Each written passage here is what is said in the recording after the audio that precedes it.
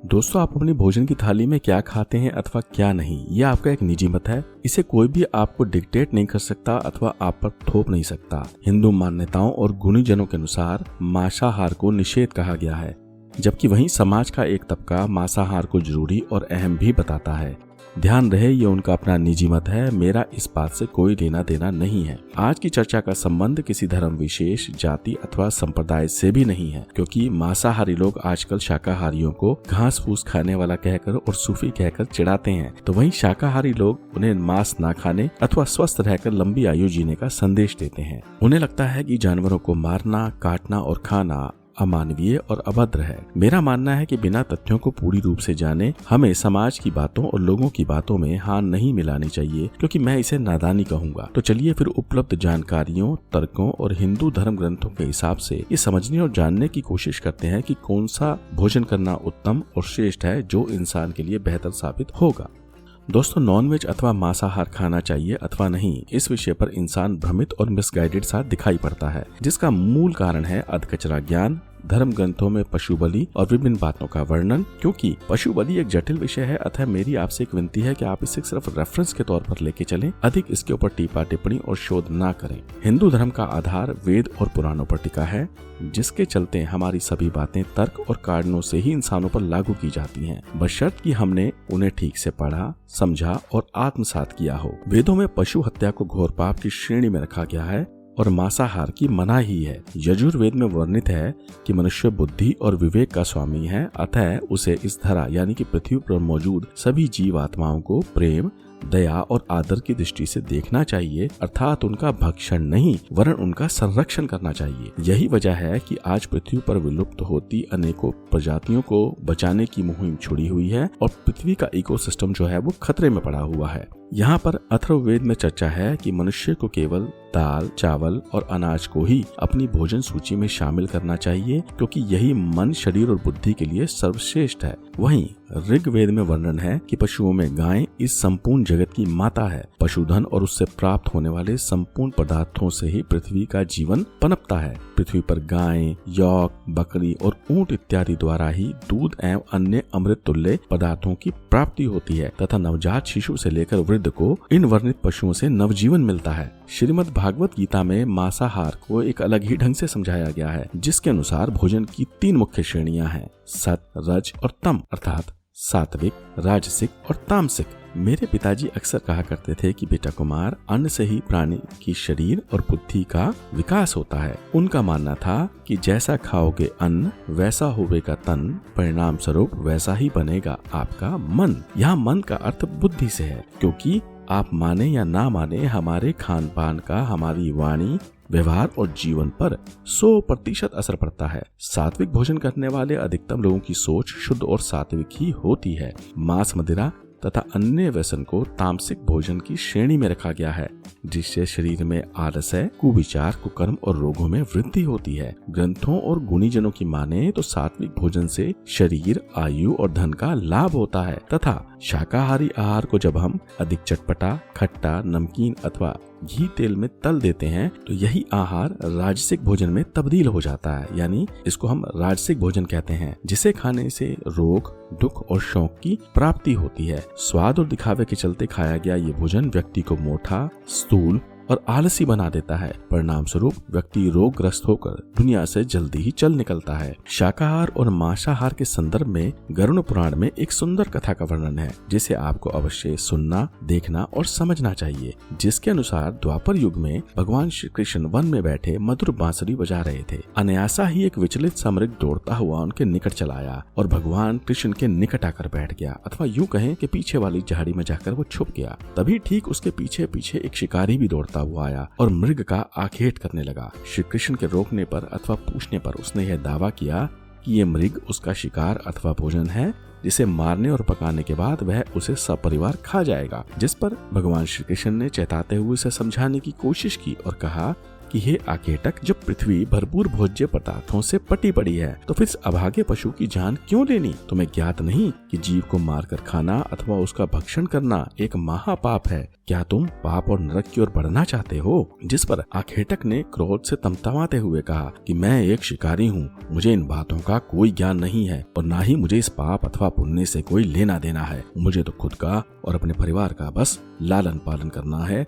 और हमें तो पेट भरना है। मुझे इस पाप पुण्य, धर्म अधर्म और बेकार की बातों में नहीं पड़ना। इसलिए कृपा करके मुझे अपना आखेट करने दें और मेरे इस कर्म में आप व्यवधान ना डालें। और वैसे भी जितना मैंने सुना है, शास्त्रों और पुस्तकों में भी जीव की हत्या को पाप नहीं वरन काल की गति और उसके कर्मों से जोड़कर देखा गया है। अब आप ही बताइए, क्या युद्ध में एक सैनिक दूसरे सैनिक की हत्या नहीं करता? क्या बड़े बड़े राजा जंगल में शिकार और आखेट नहीं करते? क्या उनके द्वारा पशुओं की हत्या अथवा पाप नहीं होता?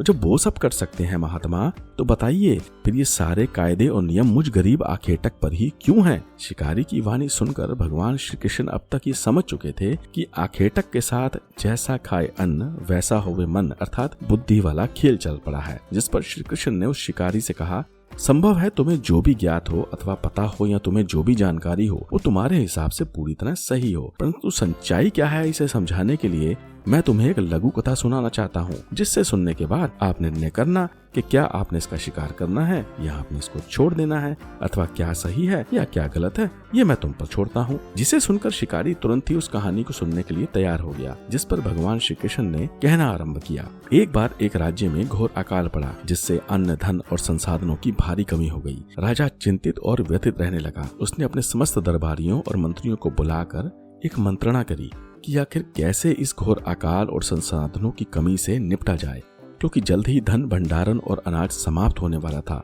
चूंकि अकाल के चलते धन और अन्य चीजों का नाश हो रहा था अथवा उनका अभाव था, तो मंत्रीगणों को उस भोज्य पदार्थ को सुझाने की एक बात कही गई जो तुरंत, सस्ता और सुलभता से उपलब्ध हो, जिसे खाकर जनता का पेट आराम से भर सके और ये समस्या का निदान हो जाए। जिस पर सभी मंत्री निगाहें झुकाकर बैठ गए, क्योंकि उनके पास इस प्रश्न का कोई भी उत्तर नहीं था। जिस पर राजा के निजी सलाहकार और विशेष मंत्री ने सकुचाते हुए मांस का प्रस्ताव रख डाला। उसने कहा कि जनता को मांसाहार कराया जाए, और ऐसा इसलिए क्योंकि वह अक्सर राजा के साथ आखेट यानी शिकार को जाया करता था। यही सोच उसने महाराज को मांस द्वारा जनता की उदर पूर्ति करने का सुझाव दे डाला।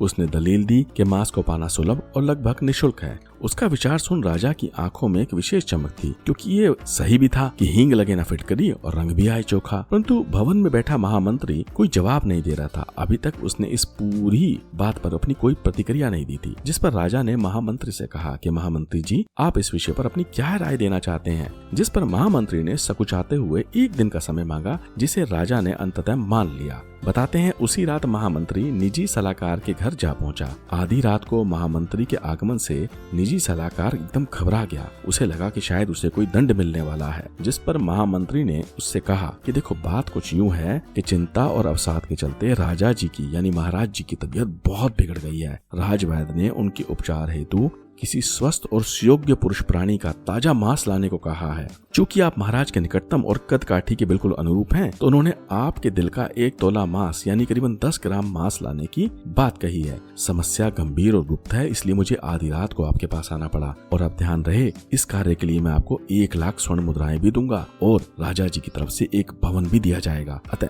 बिना विलंब किए मुझे ना इस कटार से अपने हृदय को चीरकर 1 तोला मांस निकाल लेने दीजिए, ताकि सूर्योदय से पहले ही महाराज की जान को बचाया जा सके। पेशकश को सुनकर निजी सलाहकार को तो मानो हलक सूख गया। वो तुरंत घर के अंदर गया और 2 लाख स्वर्ण मुद्राएं ले आया। उसने गिड़गिड़ाते हुए महामंत्री से कहा कि महाराज, इन 2 लाख स्वर्ण मुद्राओं को आप अपने पास रख लीजिए। 2 और 1 3 हो गया ना, इसको जोड़कर किसी और सुयोग्य व्यक्ति को ढूंढ लीजिए जो 1 तोला मांस बेच सके और राजा जी के प्राण बच सके। क्योंकि महामंत्री जी, आप समझ नहीं पा रहे हैं, जैसे ही मेरा हृदय निकलेगा और मैं अपना मांस दूंगा ना, मेरे तो प्राण पखेरु उड़ जाएंगे। फिर कहाँ मुझे ये सोने की मुद्राएं काम आएंगी और कहाँ वो भवन काम आएगा जो आप मुझे देने आ रहे हैं। जिस पर महामंत्री ने पुनः आग्रह किया कि देखो, तुम्हें मात्र अपने हृदय का 1 तोला मांस ही देना है। जिसे सुनते ही निजी सलाहकार मूर्छित होकर महामंत्री के चरणों में गिर पड़ा, जिसके चलते महामंत्री को खाली हाथ वहां से लौटना पड़ा। इसके बाद भोर होने से पहले ही महामंत्री उन सभी मंत्रियों के यहाँ गया जिन्होंने मांस की बात अथवा निजी सलाहकार का समर्थन किया था, परंतु प्रस्ताव को सुनकर सभी के होश फाख्ता थे। सभी ने खुद को बचाने के लिए अपने सामर्थ्य के अनुसार 1 लाख, 2 लाख, 5 लाख और विभिन्न मुद्राएं तथा चीजें देकर महामंत्री को वहां से चलता कर दिया। अगले दिन तड़के ही सभी मंत्री और निजी सलाहकार दरबार में उपस्थित थे। सभी को उत्सुकता थी कि महाराज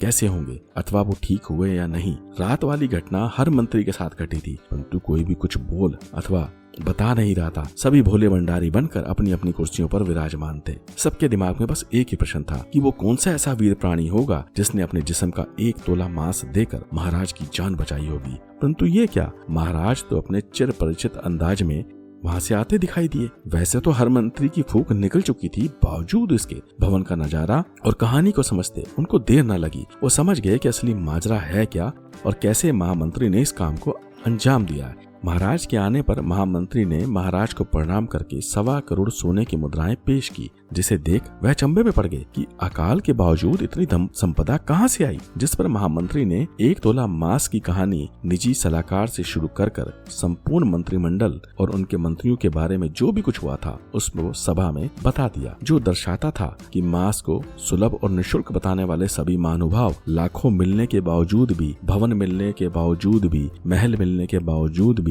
अपने जिस्म का 1 तोला मांस देने में अक्षम थे, अर्थात उनकी जान निकल रही थी, वो मरे जा रहे थे। महाराज को महामंत्री की सूझबूझ और समझदारी पर बहुत गर्व हुआ कि कैसे उसने वक्त रहते महाराज को जीव हत्या तथा प्रजा में मांस भक्षण की प्रथा को शुरू होने से बचा लिया। राजा ने मुद्राओं को कोष में जमा करने का आदेश दिया और प्रजा के लिए यथासंभव और नियम अनुसार निःशुल्क राशन तथा अन्य सुविधाएं मुहैया कराई और उस धनराशि को उन्नत खेती में बढ़ावा देने और अन्य कार्यों में खर्च किया। ऋतु बदली तो 6 महीने में फसलें फिर से लहराने लगी और राज्य में अकाल का प्रकोप समाप्त हो गया। इससे पहले कि भगवान श्री कृष्ण शिकारी से कुछ पूछते, शिकारी खुद भगवान के चरणों में गिर पड़ा और बोला, आपने ठीक कहा महात्मा, ना जाने आज तक मैंने कितने ही असंख्य जीवों को मौत के घाट उतार कर खुद की और अपने परिवार की उदर पूर्ति की होगी। आपने ठीक कहा था, अगर मैं भी चाहता तो खेती कर कर अनाज उगा कर अपने कर्मों को बदल सकता था। महात्मा, मैं आपको वचन देता हूँ कि आज से मैं और मेरा संपूर्ण परिवार कंदमूल खाकर जिंदा रह लेगा, निर्वाह कर लेगा, परंतु आज के बाद वो कभी भी किसी जीव अथवा असहाय प्राणी की हत्या नहीं करेगा, अर्थात मैं मांस नहीं खाऊंगा, मैं मांस का त्याग करता हूँ। और इस लघु कथा को सुनने के बाद शायद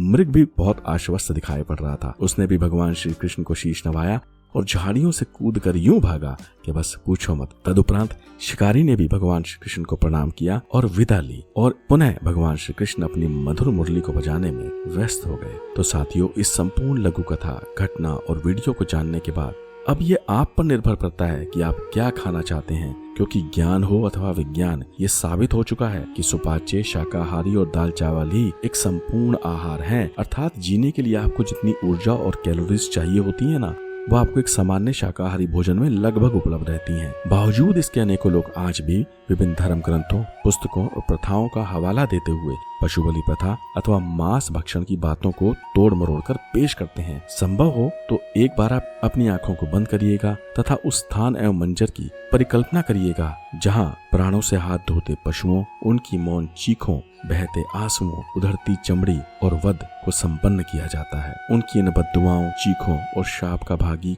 कौन बनने वाला है? यही एक यक्ष प्रश्न है और मुझे पूरी उम्मीद है आप इसका उत्तर जानते होंगे।